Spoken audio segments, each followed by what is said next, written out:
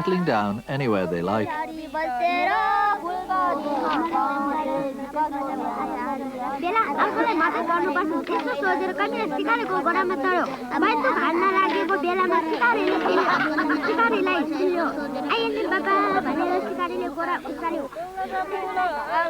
On a glorious spring day, a roof over their heads hardly seems necessary. After spring, the heavy monsoon rains will come, and later, an icy winter. That's when they'll need shelter.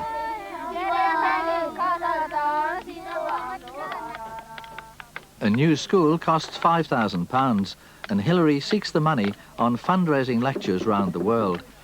He not only raises cash, he takes a hand in the work.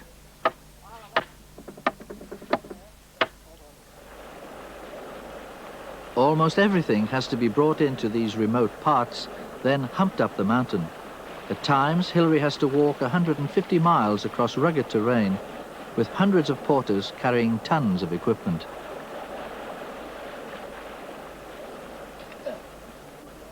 On every back, over half a hundredweight of tools, nails, medicines, window glass, roofing materials, tents, a generator, and food.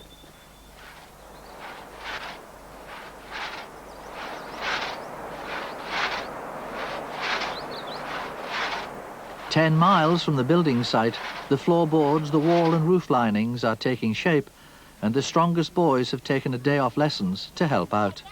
Where the village school is concerned, everyone's expected to do what he can.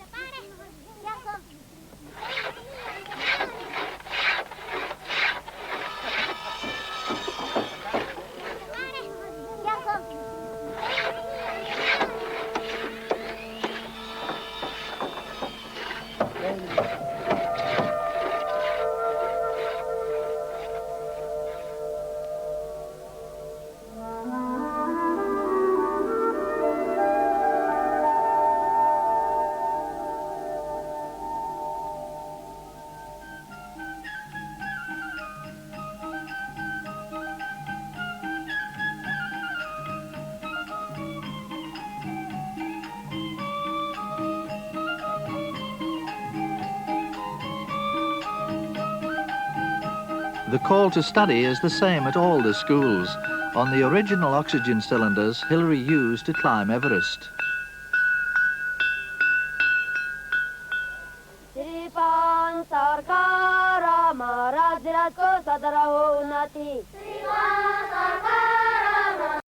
It's 10 o'clock in the morning. School starts late because some children have a very long way to come. When we finished the first school, I thought that would be it. But suddenly we found ourselves faced with a long line of people asking us to build schools in their villages too. And at the same time, I was becoming increasingly concerned about the future of the Sherpas and felt that additional schools would help them cope with the ever-growing pressures of the outside world. So before we knew it, one school had turned into 22 schools. And it didn't end there. He's restored monasteries, built bridges, piped water, and set up 2 hospitals that offer free medical care to 10,000 villagers in the foothills. They're run by a New Zealand doctor.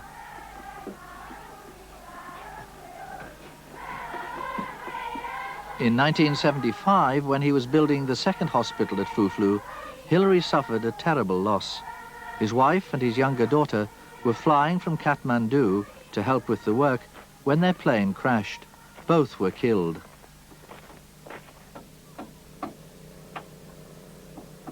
Even that double tragedy hasn't kept Hilary away from the Himalayas or stopped his work for the Sherpas. Building this school is especially satisfying because I now feel convinced that the schools have been a great help. By providing a good general education, as well as a knowledge of English, the schools have enabled the Sherpas to turn the social and economic changes of the last 20 years to their own advantage. The Sherpas now run their own hotels, trekking organisations and businesses. And education has also given them an increased say in their future through local and central government. There are lots of bright young Sherpas around now who will be able to do a lot of good for their community.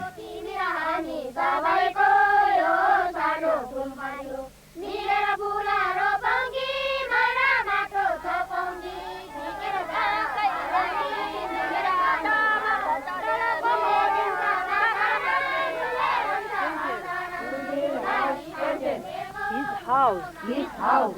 The men are climbing the mountain. The men are climbing the mountain. The men are climbing. The men are climbing.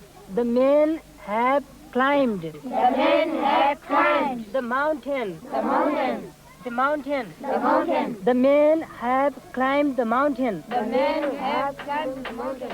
The climb of Everest was obviously the physical high point of my life, but I wouldn't say it's the most satisfying thing I've ever done. I see it more as a stepping stone to more satisfying projects, particularly this work here in Nepal. It's quite exciting to watch a school rise up from its foundations and to see the rock I used to climb being fashioned into schoolhouse walls. And it's good to be able to repay the Sherpas in this small way for all the pleasure they and their mountains have given me.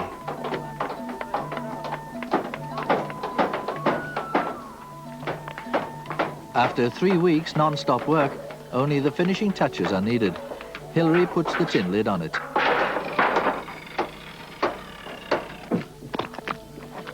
Yak dung and mud mixed by a brave volunteer. It sets hard, strong enough to repel rain and the mountain winds.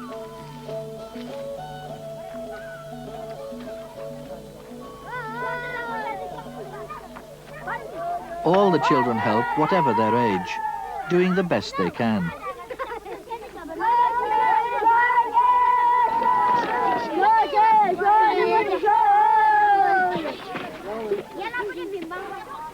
Work over, another school finished, and Hilary's been invited to join the Sherpas on their annual trek to new pastures near the Everest snowline.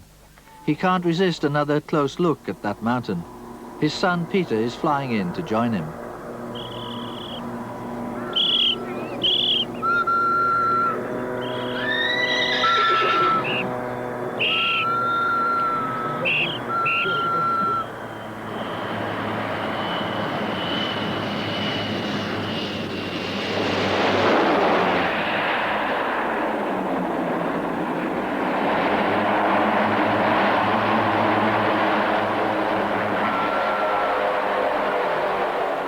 Peter Hilary has safely landed at Lukla airfield, originally built by his father as an emergency link with the outside world.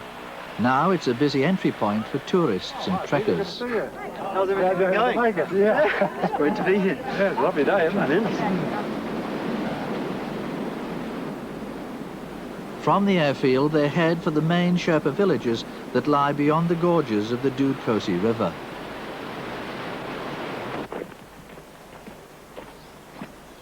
Ahead, some of the awe-inspiring Himalayan peaks.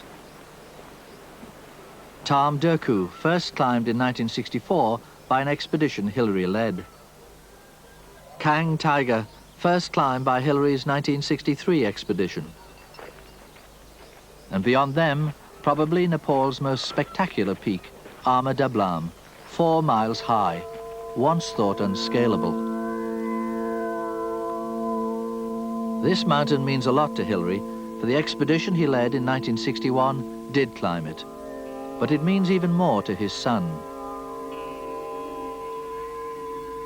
In 1979, he and 3 others attempted one of the hardest climbs in the Himalayas, directly up the unclimbed west face. They were near the top, with the hardest climbing behind them, when their whole world collapsed. An avalanche, the White Death. It swept down, killing one of them, and leaving Peter Hilary with a broken arm, his ice pick gone. For 2 days, young Hilary and the other survivors tried to inch down on damaged ropes. Peter Hilary's chance of survival grew slimmer with each hour that passed. Then, on the 3rd day, a team of Austrian climbers reached them. The worst of the ordeal was over.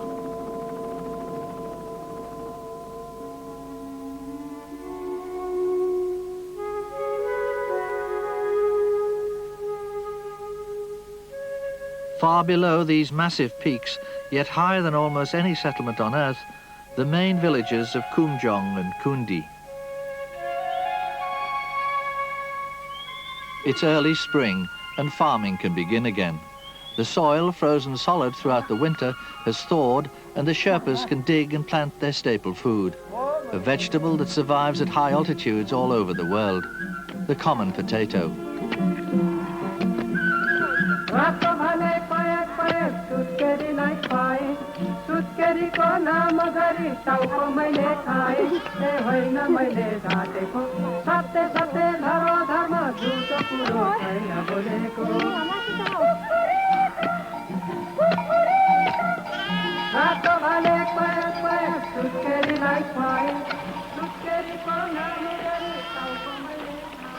I get quite a thrill every time I come back to these two main Sherpa villages.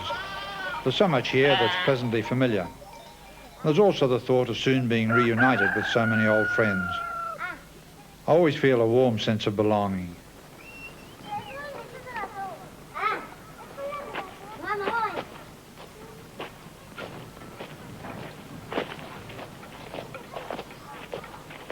Perhaps most of all I enjoy visiting Mingma's house. Over the years my family and I have spent a lot of time here, and it's like a second home to me. Oh, Aunt Julie, namaste. Very good to see you. Namaste. To make her visitors welcome, Mingma's wife, Ang Duli, brews a cup of tea the Sherpa way. No milk or sugar, she mashes the tea with butter and salt. I've known Mingma and Ang Duli for almost 30 years now, and they're my closest Sherpa friends. Through them I became a lot more conscious of the problems of Sherpa life, including the high incidence of infant mortality. Ang Duli herself lost 8 babies before the days of the hospital, but thankfully 3 of her children did survive. The oldest, Hang Rita, is studying engineering in Kathmandu, and their youngest son, Datseri, a bright 13-year-old, shows even greater promise. Then there's Temba, who was born deaf due to iodine deficiency, another common problem 20 years ago. Now he makes a good living painting local landscapes in traditional style, complete with a yeti or 2 to sell to tourists. No, the Everest. Stegamata. What about these ones? Yak. Ah. Tungbochi Monastery. Well, that's a big one. What's that one there? Yeti.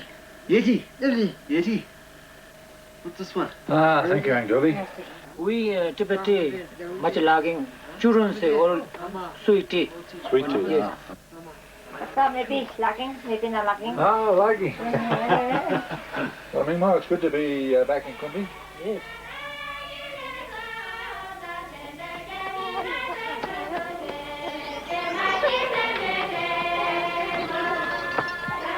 Darsari is bound for Kumjong School, the first Hillary built.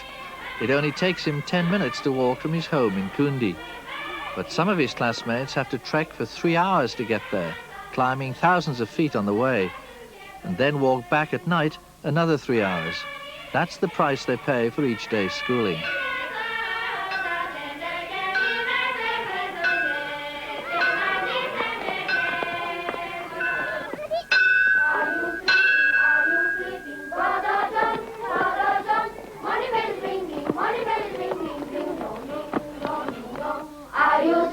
Are you sleeping, brother John, brother John?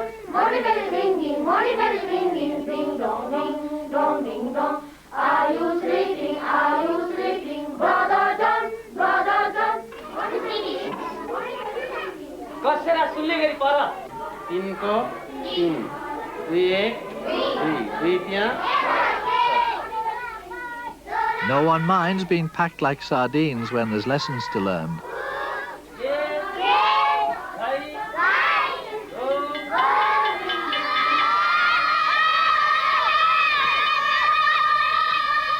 It's the mighty Kumjong School's A team against their only possible rivals, Kumjong School's B team. They never play outsiders, it wouldn't be fair. These boys are probably unbeatable on their home ground. Up here in the thin air, at 13,000 feet, any visiting team would drop from exhaustion in a few minutes. There aren't many outlets for high spirits in this part of the world, but soccer always excites. Hooliganism is unknown on or off the pitch. Only the ball gets knocked about.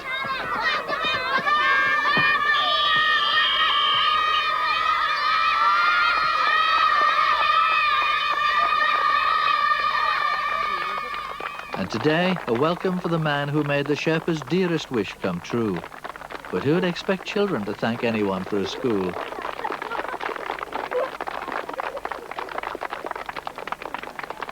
Giving scarves, a custom brought from Tibet, a gesture of affection and respect.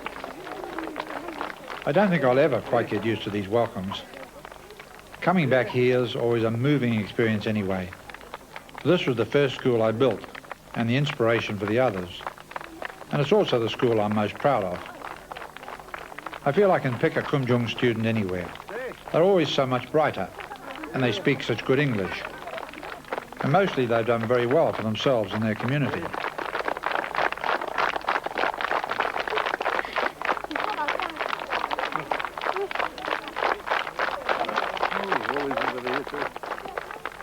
And the welcome today is not only from the pupils.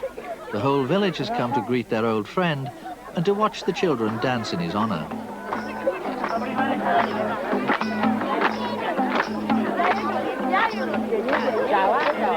It's really good to be in the company of so many old friends and to share their pride in the achievements of their children and grandchildren. And some, like my old friend Kappa Calden here, have a great deal to be proud of. His son not only topped the school, but topped the whole of Nepal in the school leaving certificate, out of 19,000 students.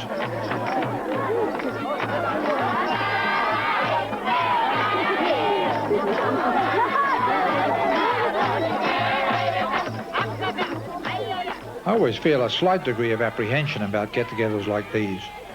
Any Sherpa gathering tends to become a somewhat festive occasion, with the local beer and spirits flowing rather freely, and mostly in my direction. And it's really quite a challenge to survive these functions in an upright position. But it's worth the risk, just to be in the company of so many good friends.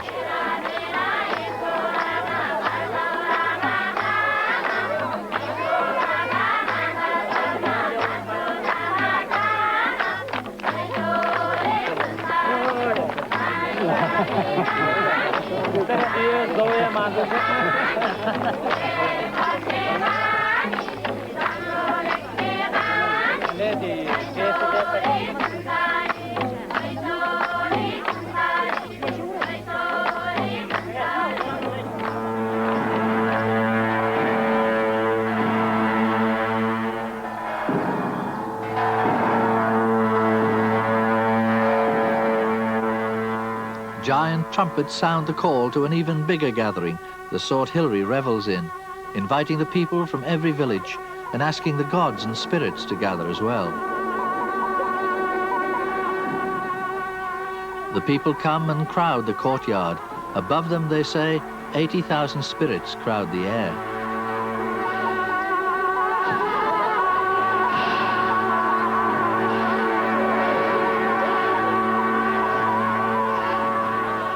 It's the annual Mani Rimdu festival at Tami Monastery, the biggest, most looked forward to event of the year. It's a time for people from widely scattered villages to catch up with the latest goings-on. A big occasion for feasting and making merry, but above all, a reminder of their Tibetan Buddhist faith. In helping the villagers cope with the 20th century, Hilary knows it's equally important that these ancient customs are not destroyed.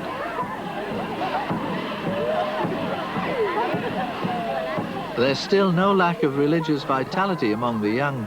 Many boys still join the monasteries, sometimes for a lifetime, sometimes a few months. Dasari and his friends from Kumjong School were struggling with the rules of English grammar yesterday. Today they're reminded of other teachings.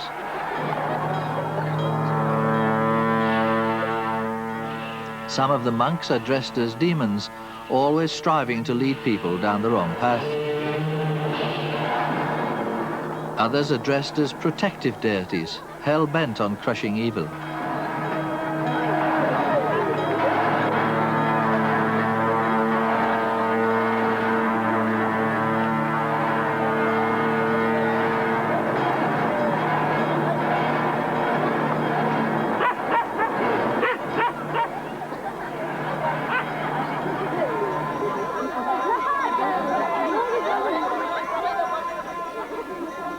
Finally, the blessing, bestowed on each person by the 25-year-old abbot, who's held the position since he was 8. As a young boy, he was believed to possess the mind and soul of the previous abbot who'd just died. The boy was installed by the monks as a Rinpoche, a reincarnated Lama.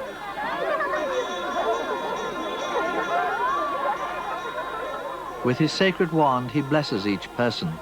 They all take the sacred pills believed to bestow long life, and they anoint themselves with holy water to ward off evil spirits and disease.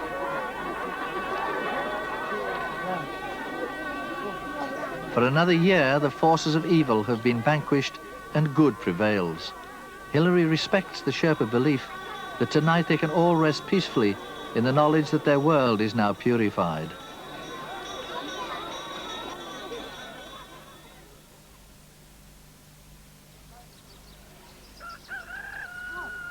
In the village of Kumjong, a juniper fire burns, a sign that someone's starting out on a journey. One of the Sherpas, Pasung Tendi, is leaving his family to take his yaks to their summer grazing. He's going to Gokyo Lake near Everest. Hilary's going too, drawn by the mountain.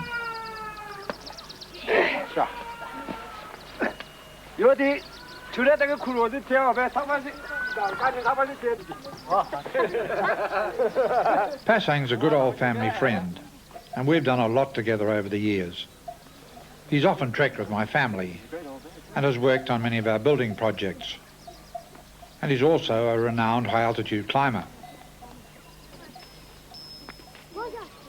But his greatest love has always been his large herd of yaks. And Peter and I are pretty excited about being invited to share his journey to the high pastures with him. I'm also looking forward to the chance it will afford to get a good close look at Everest again.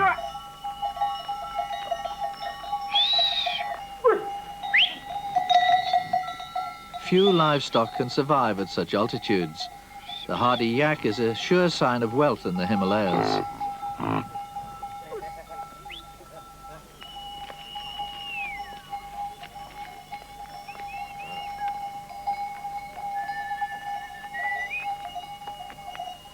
The herdsman is named Pasang, or Friday, after the day of the week he was born. The yaks have names derived from their color or physical features. This one is called Mikta, black eyes.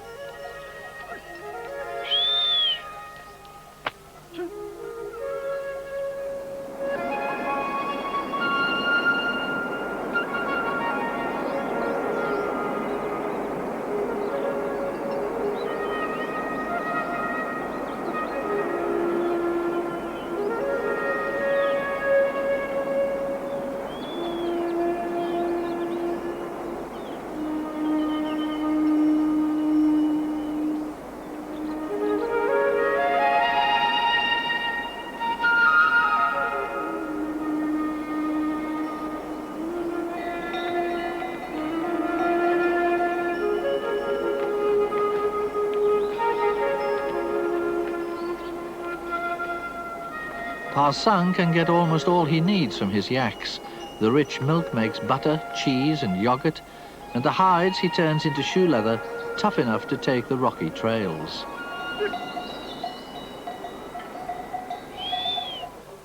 From the wool he makes saddlebags and the ropes that bind them, and the cloak and the blankets he'll sleep under tonight.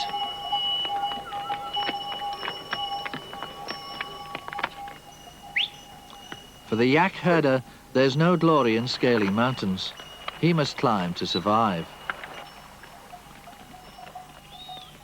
But the influx of tourists, trekkers and climbers is a welcome bonus for Pasang.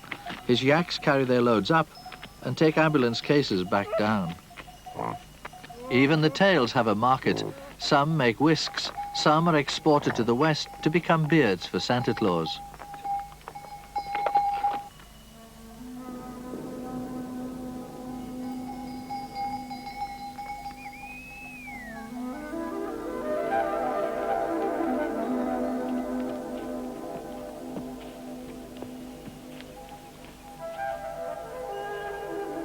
Ahead now, the welcome sight of Machama, their resting place for the night. Tomorrow's climb to Gokyo Lake will be harder than today's, But even today, everyone's more than willing to drop their loads. Yes! The yaks are hungry. They've had little time to graze, so Pa Sung's main food supply, sacks and sacks of potatoes, has to be shared with them as well. Tonight, the yaks will sleep in enclosures, for there could be danger.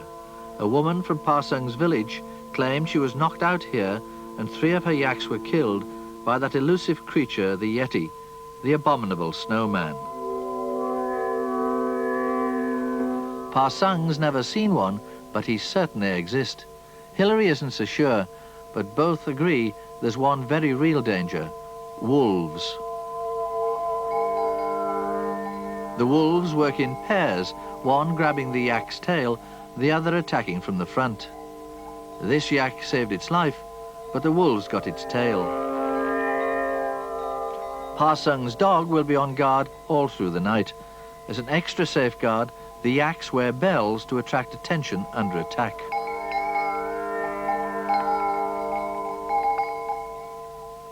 From inside his hut, Pa Sung can tell from the rhythm of the bells if the slightest thing is disturbing them.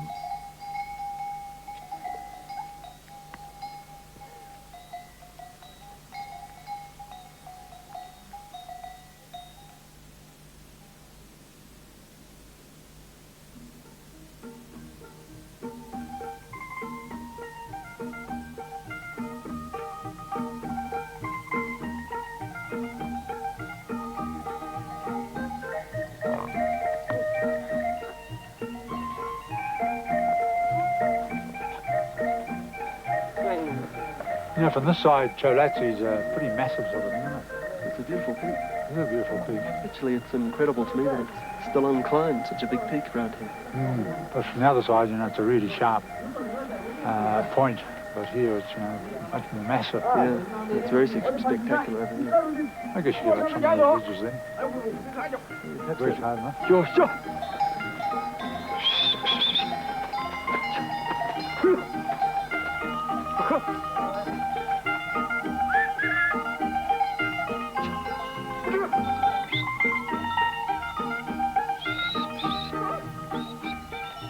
The final day on the trail for Pa Sung and his yaks. By mid-afternoon, they should reach the lake. Yaks understand all the different noises you make?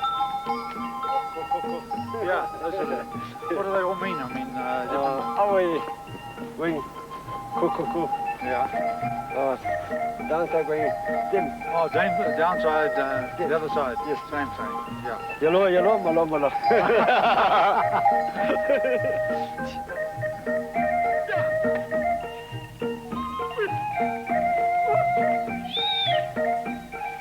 The Gokyo Trail is not new to Hillary. He was one of the first foreigners to travel it on an expedition to Tibet in 1952. That mountain ahead, striding the border with Tibet, was one of the peaks Hillary trained on for the assault on Everest. It's Choyo, the world's 7th highest mountain, 26,500 feet. The altitude here is just 15,000 feet, but there's only half the oxygen you get at sea level. Everyone feels the strain, except the yaks. With extra large hearts and lungs, they plod on at their standard 1.5 miles an hour.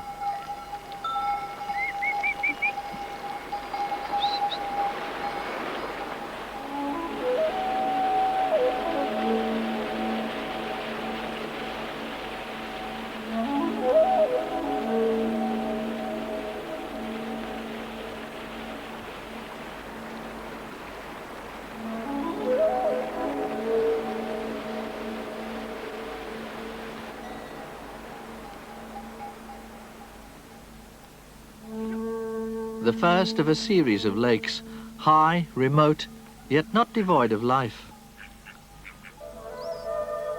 The coming of spring has brought migratory visitors, a pair of Brahmani ducks that spend most of the year with tigers and crocodiles in the tropical jungles of lowland Nepal. But they come up here to the peace and quiet to have their young.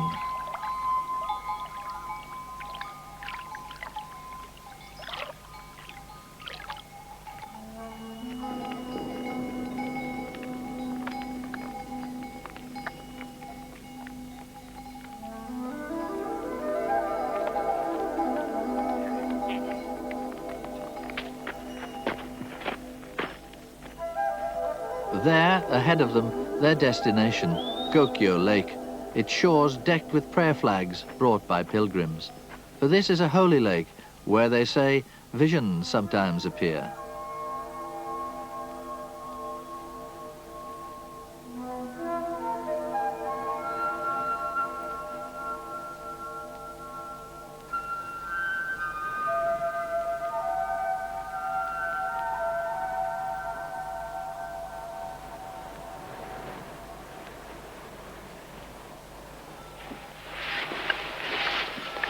Well, it'll be nice to spend a few days here. Beautiful spot.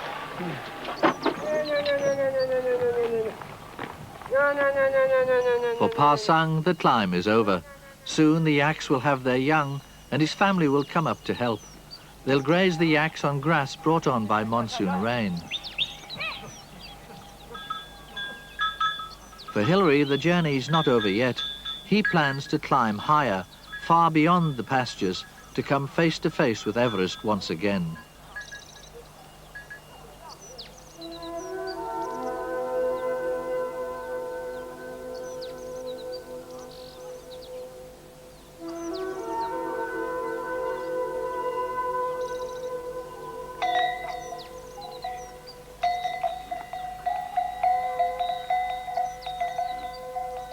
Overnight, the last snowfall before the rains, and with it a happy event, a new arrival.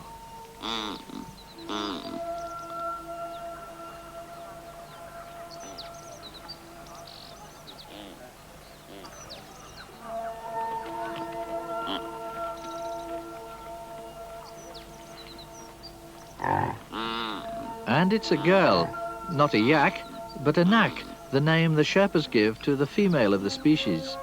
It's a special joy for Pa Sung, for in a few years he can expect this baby to produce young of her own and increase his herd further.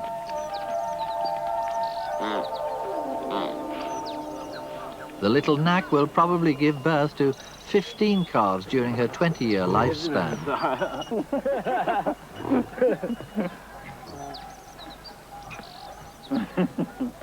Day by day, Pa Sung's herd increases. Soon there are 10 new offspring.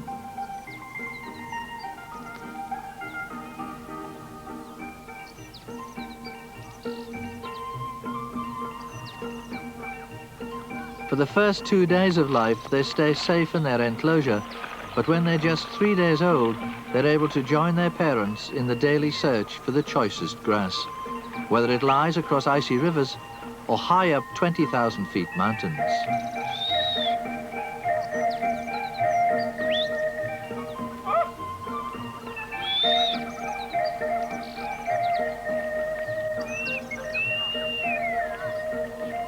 The snow clouds have vanished now, and you can see for miles. The peaks are crystal clear, and Hilary is off through the thinning air, bound for a vantage point, to see the mother of mountains, where once he spent 10 minutes on top of the world. He must climb 1,500 feet more. That's the same target he and Tenzing had to achieve when they set out that final day for the unclimbed summit.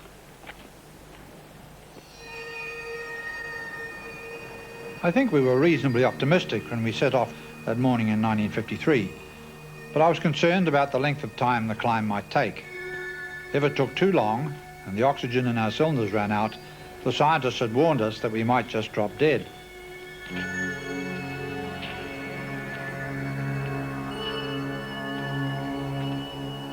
The long slope up to the south summit worried us too. The snow was soft and steep. The whole slope seemed likely to avalanche. And I think on any other mountain we would have turned back.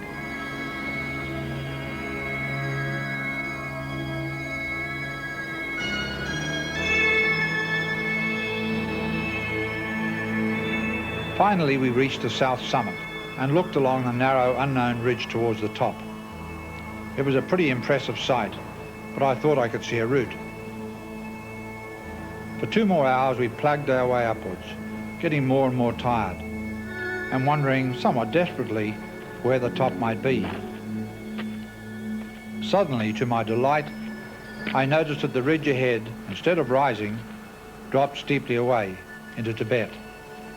A few more weary steps and I stood on top of Everest.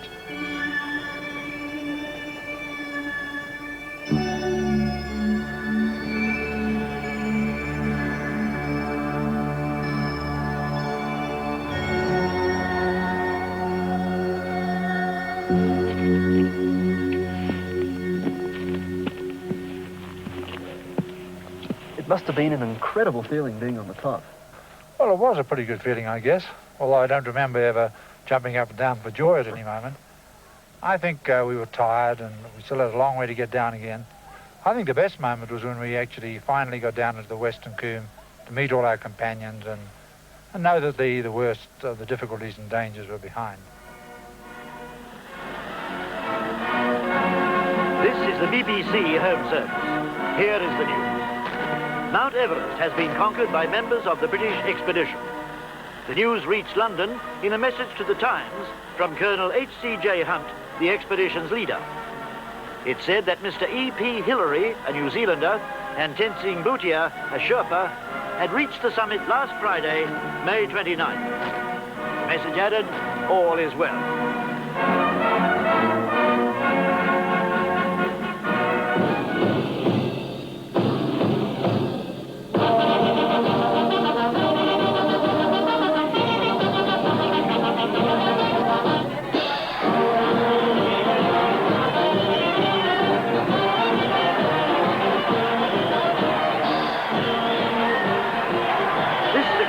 On Everest is the 11th attempt that's been made to scale the 29,000-foot mountain in the past 30 years.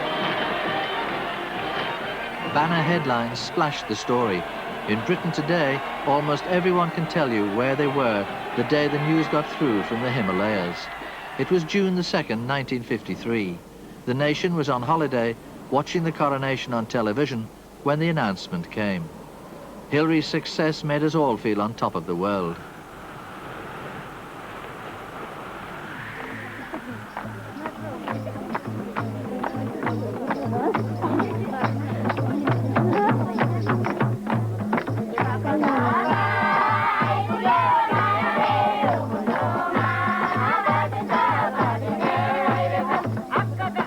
Now a celebration of a different kind, one dearer to Hillary and the people of Everest.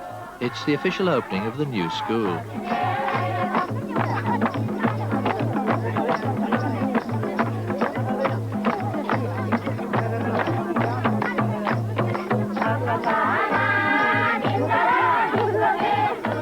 Families have trekked miles from isolated villages. Future pupils, too young to know what the excitement's about, get their first glimpse of a school. The children who helped with the building lead the dancing. And proud parents and grandparents and others not connected with the school have come, for today also marks the opening of the health clinic Hillary built. With the zeal of the converted, teachers try to pull in the first patients. Do you suffer from sore eyes? Are you plagued by headaches, stomach aches, coughing, fits or fleas? Why suffer longer when relief's so close at hand? Seek the advice of the doctor and take his pills.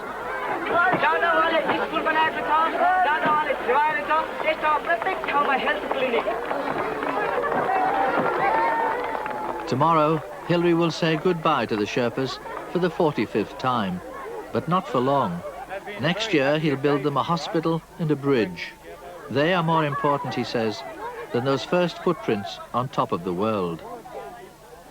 We hope that many more children will come to school and get good learning, and we will always be prepared to help with further expansion and more children come.